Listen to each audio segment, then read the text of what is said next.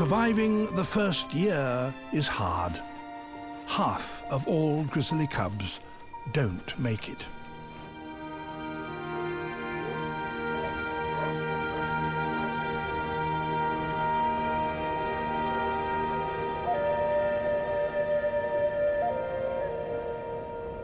Throughout Alaska and British Columbia, thousands of bear families are emerging from their winter sleep. There is nothing to eat up here, but the conditions were ideal for hibernation. Lots of snow in which to dig a den.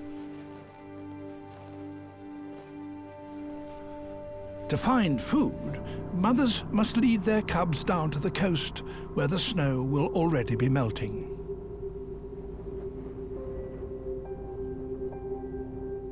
But getting down can be a challenge for small cubs.